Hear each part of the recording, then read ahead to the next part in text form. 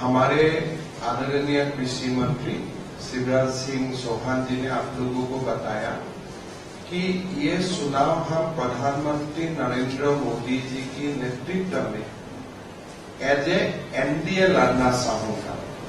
और शिवराज सिंह चौहान जी ने आपको ये भी बताया कि झारखंड में हमारा जो एनडीए है उनका एक प्रमुख घटक दल है आजसू पार्टी, जनता दल यू, लोक जनशक्ति पार्टी। और उस दृष्टिकोण से ये चुनाव हम लोग बीजेपी और ये तीनों पार्टी मिलकर लड़ना चाहूंगा। सीट का चर्चा चल रहा है, आगे भी कुछ चर्चा चलेगा। ऐसा नहीं है कि आज मैं जो बताने जा रहा हूं वही एकदम फाइनल है। कभी कभी परिस्थितियों को देखते हुए नामांकन का समय अभी भी है, कुछ सामान्य परिवर्तन इधर उधर हो भी सकता है और होना भी कभी स्वाभाविक होते हैं। लेकिन जो फिलहाल जहां तक हम पहुंचा हूं वहां तक का बात मैं आप लोगों का सामने रखना चाहता हूं। पहले हम आजसू को अभी तक जो हमारा डिस्कशन हुआ, ये 10 सीट में आजसू लड़ने जा रहा है, जिसका नाम मैं आपको बोलना चाहूंगा। एक पहला सीट होगा सिल्ली, जहां से आजसू लड़ेगा। रामगढ़ आजसू लड़ेगा, गोमिया आजसू लड़ेगा, ईसागढ़ आजसू लड़ेगा, मांडू आजसू लड़ेगा, जुगसलाई आजसू लड़ेगा, डुमरी आजसू लड़ेगा, पाकुड़ आजसू लड़ेगा, लोहारदगा आजसू लड़ेगा, मनोहरपुर आजसू लड़ेगा। सो अभी तक जो हमारा चर्चा हुए इस हिसाब से ये 10 सीट आजसू लड़ेगा और हम लोगों को अपेक्षा भी होगा कि आजसू अपना उम्मीदवार यही 10 सीट में घोषित करे। जनता दल यू का साथ अभी तक का जो हमारा चर्चा हुआ है वो चर्चा का अनुसार जमशेदपुर वेस्ट और तमार जनता दल यू लड़ेगा। ये 2 सीट जनता दल यू लड़ेगा और हम निश्चित है कि जनता दल यू ही अपना पार्टी का नाम घोषित करेगा। लोक जनशक्ति पार्टी एक सीट में चुनाव लड़ेगा, वो होगा 17 से लोक जनशक्ति पार्टी चुनाव लड़ेगा। 17 थोड़ा मेरा हिंदी कच्चा है और तो मैं आप लोगों को पहले बता वो आसाम की टोन भी है वो। हाँ, तो वो सीट से लोक जनशक्ति पार्टी लड़ेगा और बाकी सीट में 1-2 सीट का एक भी सीट छोड़ के बाकी सीट में स्वाभाविक है भारतीय जनता पार्टी लड़ेगा। यही सीट का एक मोटा मोटी जो डिस्ट्रीब्यूशन है, जनता दल यू 2, लोक जनशक्ति पार्टी 1, आजसू 10 और बाकी सीट ऐसा नहीं है कि बीजेपी ही लड़ेगा, कहीं कुछ चर्चा में 1-2 इधर उधर हो सकता है, पर मूलतः यही पिक्चर है जो मैं आपको बताने के लिए हमने आप लोगों को निमंत्रण किया था। और मेरा लगता है कि अभी बाबूलाल जी और सुदेश जी दोनों को ये चुनाव का नेतृत्व लेना है और दोनों कैसे चुनाव को आगे बढ़ाएगा दोनों आप लोगों का सामने पेश करेगा। मैं बाबूलाल जी को निमंत्रण करता हूं कि चुनाव का बारे में सुदेश जी और बाबूलाल जी आप लोग का सामने बोलो। वर्तमान राज्य की परिस्थिति और हमारा लंबा संबंध ये अलग से विषय नहीं है जिसके बारे में हम चर्चा करें, लेकिन पूरे राज्य की कमोवेश भावना यही है कि दोनों दलों को साथ में देखना चाहती है और जब दोनों दल साथ में होते हैं तो राज्य और राज्य की जनता के अनुकूल भावना के अनुकूल परिणाम भी आते हैं। वर्तमान परिस्थिति राज्य की जो बनी हुई है, वर्तमान नेतृत्व जिन्होंने 2019 में इस राज्य का कमान संभाला, मुझे लगता है कि कोई भी वर्ग इस कुशासन से अछूता ना होगा। हर कोई तकलीफ में है और हर कोई इस तकलीफ से निजात चाहता है, वो कोई भी वर्ग होगा। आज उसी को लेकर एक दलीय समीकरण के रूप में हम जरूर यहाँ पर खड़े हैं, लेकिन इससे पहले जनता का समीकरण भी गांव घर में तैयार हो रहा है। लोग चाहते हैं कि एक कल्याणकारी सरकार का गठन हो। चूंकि सरकार गठन होना और कल्याणकारी सरकारें चलेंगी, इस कंसेप्ट को ही इन्होंने बदल कर रख दिया है। निजी हित, निजी स्वार्थ में लोग कितना दूर जा सकते हैं, मुझे लगता है भारत देश के अंदर में एक ऐसा उदाहरण दलीय रूप से नेतृत्व करता ऐसा बने हैं जिसमें ना शासन ना डेवलपमेंट, ये दोनों ही चीजें विलोपित है। अब उससे आगे इस राज्य की संभावनाओं पर विश्व देश पूरा चर्चा करता है। अब उसी को फिर से एक जवाबदेही के रूप में, एक पॉलिटिकल जवाबदेही के रूप में हम सब मिलके लोगों के बीच एक नया जनादेश के साथ आने की तैयारी हमारी है। जन आशीर्वाद हम सबको लेना है। हम संयुक्त रूप से चुनाव में जाएंगे, एक दूसरे का सम्मान करते हुए हम जाएंगे और सबसे बड़ा सम्मान यहाँ की जनता का हमारा रहेगा। चाहे कोई भी विषय हो, रीजनल सब्जेक्ट हो, नेशनल सब्जेक्ट हो, दोनों हम साथ में लेके चलेंगे। मैं रीजनल दल के नाते कई रीजनल सब्जेक्ट हमारे साथ हैं। मैं झारखंड आंदोलन से लेकर यहाँ तक राज्य के गठन होने और उसके मूल्यों का सुरक्षा, ये हमारी प्राथमिकता है। राज्य की तरक्की के पैमाने पर राज्य को खड़ा करना, ये हमारी प्राथमिकता है और हम लोग मिलकर इसको करेंगे। आदरणीय प्रधानमंत्री जी के आशीर्वाद और उनके नेतृत्व पर हम आगे बढ़ेंगे, यही हमारा संकल्प है। मैं जो चीजें अभी सामने आदरणीय मुख्यमंत्री जी ने बताया सीट शेयरिंग को लेकर, जो सीट शेयरिंग का संख्या उन्होंने बताया और कुछ सीट शेयरिंग के लेकर कुछ सीटों पर चर्चा चल रही है, ये भी उन्होंने बताया है। हम लोग जो भी करेंगे आपके सामने रहेगा और हम लोग मिलकर करेंगे। बेसिकली है कि राज्य की भावनाओं के साथ इस राज्य में एक बड़ी जीत एनडीए का हो, यही तैयारी हमारी है। धन्यवाद। झारखंड में जो इन 5 वर्षों में झारखंड की जनता ने जो झेला है, चाहे वो किसान हो, महिलाएं हो, नौजवान हो, यानी सभी को पूरे 5 वर्षों तक अपने आप को ठगा सा महसूस किया है। अब एनडीए गठबंधन ये चाहेगी कि हम सब इस प्रदेश में इस तकलीफ से जनता को हमें निकालना, क्योंकि एक तो माँ बहनों को सुरक्षा की हमें गारंटी देना, माँ बहनों को सशक्तिकरण करना, ये बेहद जरूरी है। उसके बिना हम विकास की कोई कल्पना ही नहीं कर सकते। दूसरा, जो नौजवान यहाँ बिल्कुल इन 5 वर्षों में जैसे ठगे गए, उनके सामने लंबी चौड़ी घोषणाएं की गई थी, लेकिन एक भी कोई घोषणाओं की उन्होंने पूरी नहीं की सरकार। आप सबको याद होगा उन्होंने 5 लाख नौकरी देने की भी बात की थी और इतना तक कि जो व्यक्ति अपने पिताजी का जो कसम खाए थे कि हम शिबू सोरेन के बेटा है, अगर काम नहीं करेंगे, नौकरी नहीं मिलेगी 5 लाख तो हम संन्यास लेंगे, और पिताजी का कसम खाने के बाद अगर व्यक्ति पूरा नहीं करता है तो उसके ऊपर अब जनता कितना भरोसा करेगी, नौजवान कितना भरोसा करेगी। जिन्होंने विधानसभा में नौजवानों के लिए कहा था कि अगर रोजगार नहीं देंगे तो बेरोजगारी भत्ता देंगे, हम सब लोगों ने सर्वसम्मति से उस प्रस्ताव को पास किया था उनका कि बीए पास 5,000, एमए पास 7,000 रुपया भत्ता देंगे, लेकिन एक भी लोगों को नहीं दिया। माँ बहनों के लिए भी देखे, चूल्हा खर्च उन्होंने कहा था कि 2,000 रुपया महीना देंगे। पूरे 5 साल गुजर गया, एक भी महीना नहीं दिया। उन्होंने लड़कियों को कहा था कि शादी होगी सोने की सिक्का देंगे, एक भी नहीं दिया। गरीबों को 72,000 रुपया देंगे, वो भी नहीं दिया। एक तरफ उन्होंने ठगा है, लूटा है और दूसरी तरफ सुरक्षा भी नहीं दे पाई। इन 5 वर्षों में मां बहनों के साथ जितनी जो जुल्म हुई है, दुष्कर्म हुआ है, 2022 में तो भारत में महिलाओं के साथ दुष्कर्म के मामले में झारखंड प्रथम स्थान पर रहा है।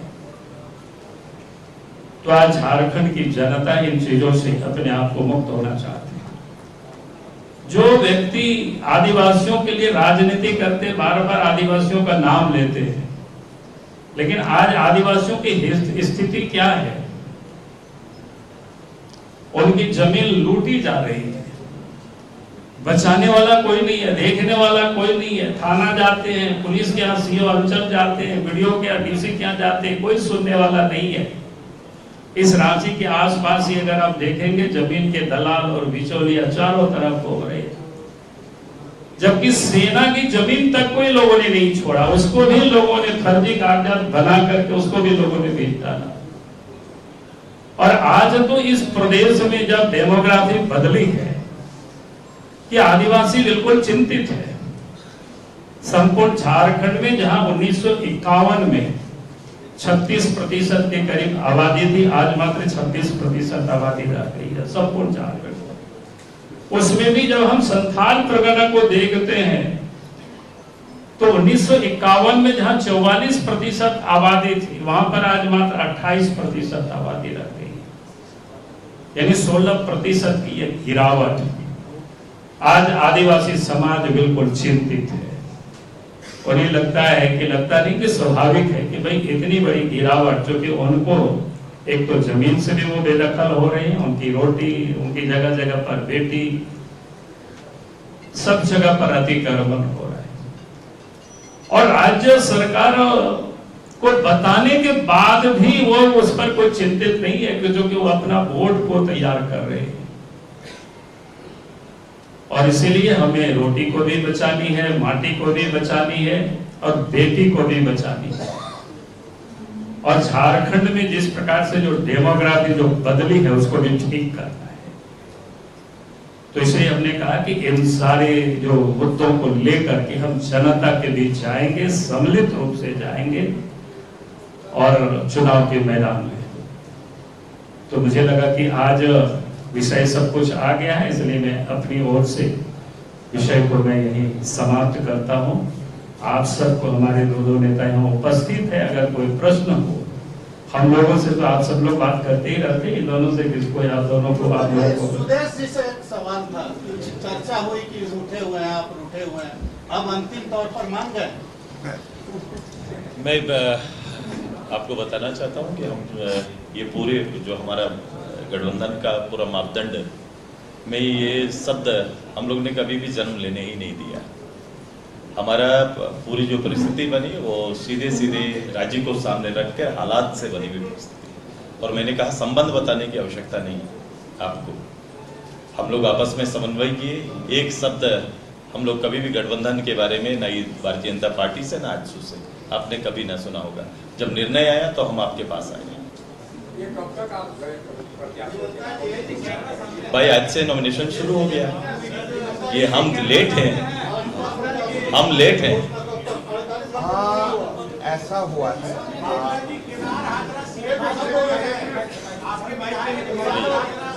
देखिए, मैं आपको बताया था कि 48 आवर्स का बाद ही हमारा हो जाएगा। आज पहला चरण जो सीट का डिस्ट्रीब्यूशन बहुत प्रमुख था कि आज हमारा ये हो गया कि तीनों दल कहां में लड़ेगा। ये प्रोसेस आज हम लोग कंप्लीट किया हो। लगभग सारे सीटों का बारे में हमारा चुनाव कमेटी में चर्चा हो चुका है। हम आशा करता हूं कि केंद्रीय चुनाव कमेटी महाराष्ट्र का साथ ही पहला झारखंड का सूची जारी करेगा। काल भी हो सकता है, परसों भी हो सकता है। एक सवाल और है, बड़े नेताओं को चुनाव लड़ाने की तैयारी है, सीएम का चेहरा कौन? सीएम का चेहरा आप ही। सारे झारखंडी जो सारे दिनकर जनता है, सारे हमारा मुख्यमंत्री है, सारे हमारा भगवान है, उनको हम लोग मिलकर सेवा करेंगे। हम आपको बताया ना, कोई जवाब है, ये पूरा जवाब है। ये जवाब से ही आप ये समझ लीजिए कि हम जब भी कुछ सिद्धांत होता है आपका सामने आता हूँ, और जब सिद्धांत होगा तभी हम ना जवाब दूंगा। सिद्धांत के लिए देखिए, अभी आप देखिए, आप लोगों को मैं ही बताऊं कि ये चुनाव बाबूलाल मरांडी जी, सुदेश महतो जी, ये सारे नेताओं का नेतृत्व में लड़ा जाएगा। संफाई सुरेश जी हमारा नेता है, अमर बाबू जी हमारा नेता है, सारे लोगों का नेतृत्व में चुनाव लड़ा जाएगा।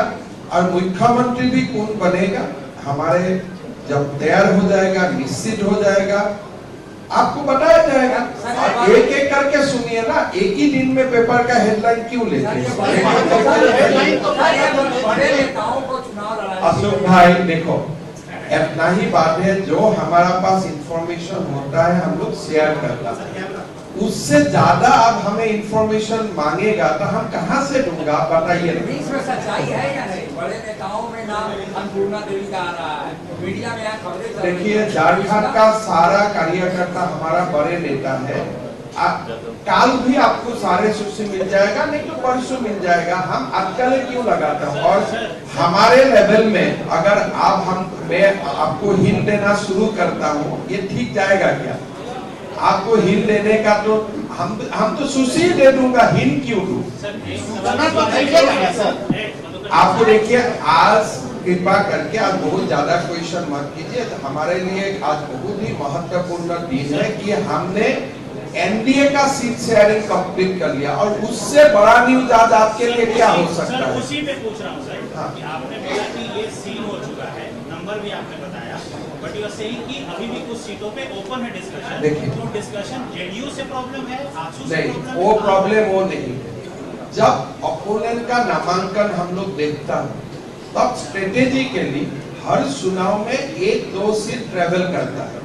अभी जेएमएम और कांग्रेस का सूची हमारा सामने नहीं है, तो ये डिस्कशन इसके लिए इनकंक्लूड है। जब जेएमएम और कांग्रेस का सूची हमारा सामने आएंगे, हो सके बीजेपी का कोई सीट हम आजसू को देना पड़ेगा, आजसू का कोई सीट हमें लेना पड़ेगा। तो ये स्ट्रेटेजिकल रीजन का कारण हमने रास्ता हमेशा थोड़ा खोल के रखता है।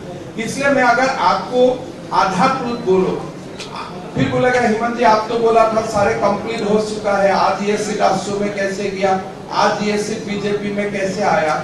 तो कुल आंसर यही है कि हम रास्ता बंद नहीं करता हूं। जब चुनाव का आखिरी नामांकन का 4 बजे समय नहीं आएगा, तब तक हम थोड़ा रास्ता खोल के रखता। और ये जो हम बोला ना 1-2 सीट का बाकी है, उसी सिलसिला है। ये कोई ऐसा नहीं है कि कोई सीट के लिए खटास है, कोई सीट के लिए झगड़ा है, वो नहीं है। आपने जैसे मुझको पूछा बड़का गांव कहा जाएगा, मैं डायरेक्ट आंसर दे दिया। लेकिन हमारा हाथ में भी जो सीट है, या आजसू का हाथ में भी कोई सीट है, कल सामने वाला का कैंडिडेट देखने का बाद अगर हमारा लगे कि थोड़ा इधर उधर होने में हमको थोड़ा एडवांटेज मिलेगा, हम तो चुनाव जीतने के लिए लड़ा हूं, हम तब उसी रास्ता में चला जाऊंगा।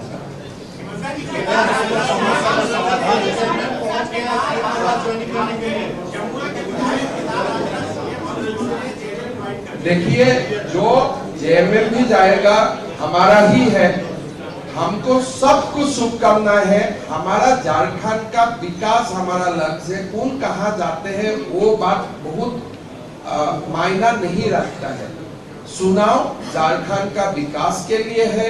अगर हम भी हेमंत सोरेन का घर तक चला जाने से झारखंड का विकास होता है, होना चाहिए, तो हम चुनाव कोई ऐसा नहीं है, जो भी जाए अच्छा हो, लोग अच्छा सरकार चुने, लोग प्रभावी सरकार चुने, झारखंड का एक बहुत बड़ा विकास हो, भारत का पहला 5 स्टेट में झारखंड का नाम आए, ये बड़ा मुद्दा है। कौन कहाँ जा रहा है ये हमारे लिए कोई मायना नहीं रखता।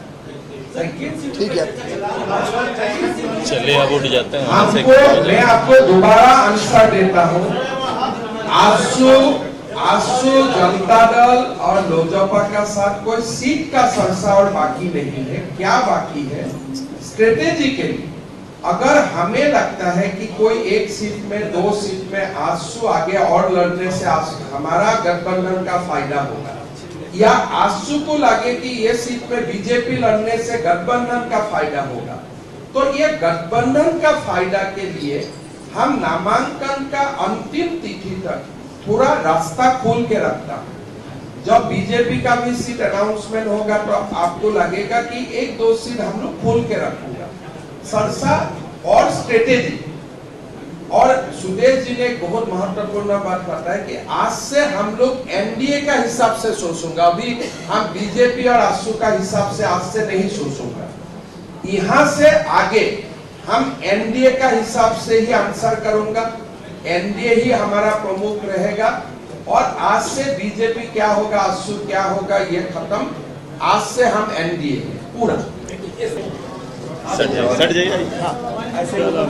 पहले नमस्कार। शिवराज जी एक बार हाथ भी उठा देता वो भी एक सबको चाहिए फोटो कम से कम अच्छा हो। विजय का हाथ उठाना चाहिए। धन्यवाद। ये अलग ट्रेडिशनल फोटो इसीलिए सुदेश